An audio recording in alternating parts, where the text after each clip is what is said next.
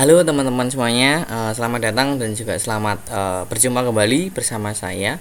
Bagi teman-teman yang belum kenal dengan saya Dwi Nur Hidayat, dengan dengan nomor induk mahasiswa 24 542 178 PN 19223. Saya dari mahasiswa jurusan perikanan, lebih tepatnya teknologi hasil perikanan sebagai prodi saya, dari Fakultas Pertanian Universitas Gadjah Mada. Nah, salam kenal bagi teman-teman semuanya. Dalam video kali ini saya akan mengajak teman-teman untuk mengeksplorasi salah satu tantangan terbesar bagi masa depan lautan dan mata pencaharian kita. Nah, fokus kita apa video kali ini? Nah, fokus kita video kali ini adalah terkait dampak perubahan iklim terhadap keanekaragaman hayati atau biodiversitas dan populasi sumber daya ikan. Nah, sebagai mahasiswa perikanan, mungkin teman-teman juga kalau melihat video ini, kita perlu memahami bahwa laut itu bukanlah sekedar kumpulan air, melainkan sebuah sistem yang dinamis dan rumit yang menjadi rumah bagi berjuta-juta spesies dan menjadi penopang ketahanan pangan global. Nah, namun sistem yang vital ini kini menjadi atau mengalami tekanan yang berat akibat dari perubahan iklim, teman-teman. Nah, kenaikan suhu, pengasaman air laut, dan juga perubahan pola sirkulasi samudera bukan lagi terkait sekedar teori, teman-teman, melainkan menjadi sebuah realitas yang secara langsung mengubah wajah perikanan dunia secara global lah, seperti itu.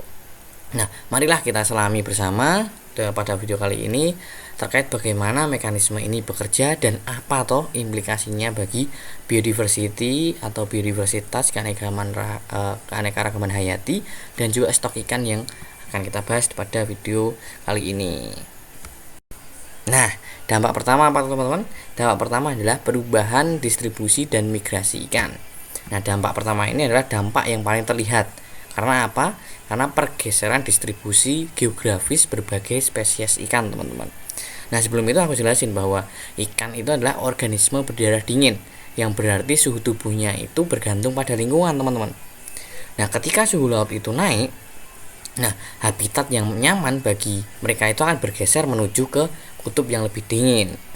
Nah, bayangkan sebagai peta dunia itu, teman-teman. Nah, spesies-spesies yang dulunya itu melimpah di perairan tropis dan juga subtropis, nah kini mulai bermigrasi ke lintang yang lebih tinggi. Nah, ini bukanlah lagi sebuah prediksi, melainkan sudah terjadi, teman-teman. Sebagai contoh aku lansir dari laman Mongabay. Nah, laman Mongabay itu menunjukkan bahwa banyak spesies ikan komersial seperti kod dan juga makarel itu bergerak ratusan kilometer jauhnya ke arah utara ataupun selatan. Nah, bagi komunitas nelayan inilah di suatu wilayah, inilah yang memberikan arti bahwa hilangnya sumber daya yang selama ini mereka andalkan. Nah, sementara itu daerah baru mungkin mendapatkan spesies yang sebelumnya itu tidak ada. Sebagai contoh kayak daerah A, spesiesnya A.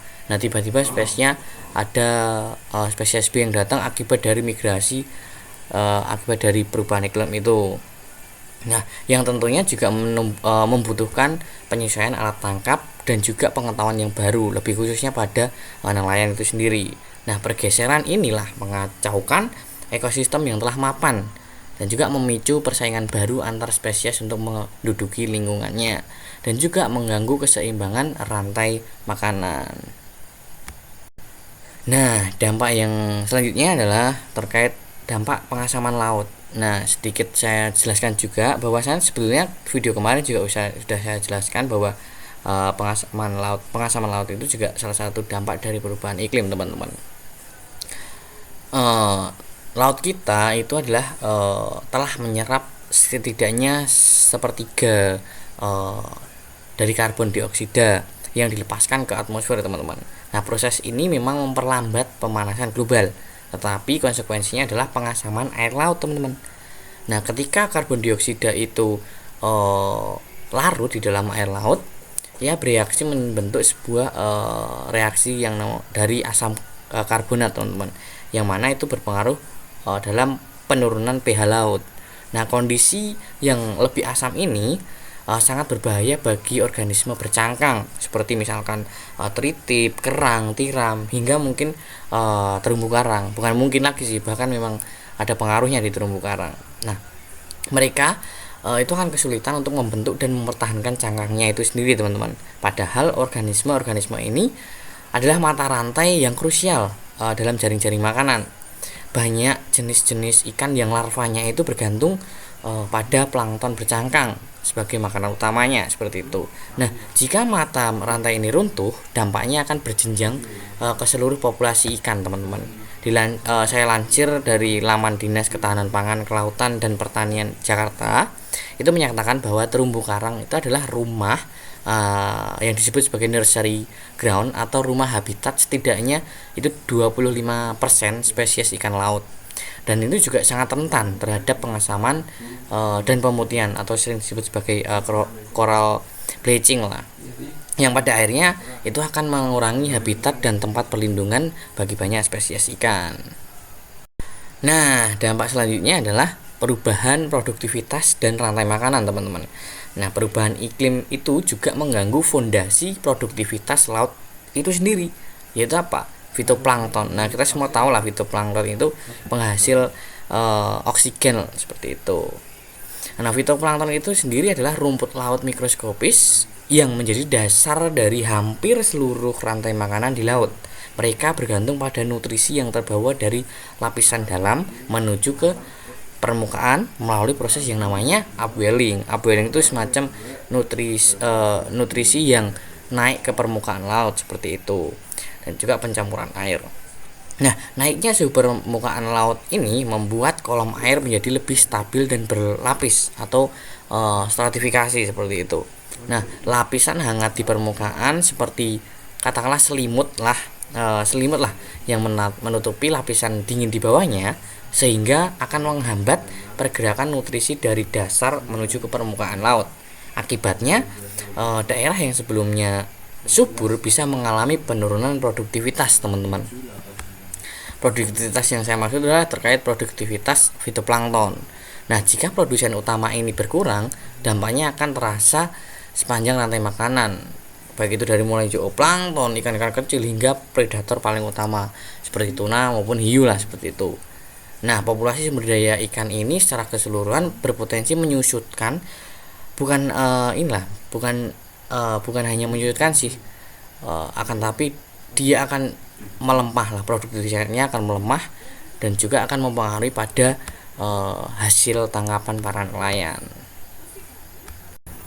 Nah, jadi dari banyaknya dampak itu tadi, bisa kita simpulkan bahwa perubahan iklim itu bukanlah ancaman yang samar-samar, teman-teman. Memang perubahan iklim ini adalah ancaman yang benar-benar ada seperti itu. Nah, ia secara nyata akan menggerus sedikit demi sedikit keanekaragaman atau biodiversity hayati laut dengan menggeser, mengecilkan dan juga bahkan memutuskan mata rantai yang sebelumnya saya bahas seperti itu, memutuskan mata rantai kehidupan di dalamnya seperti itu.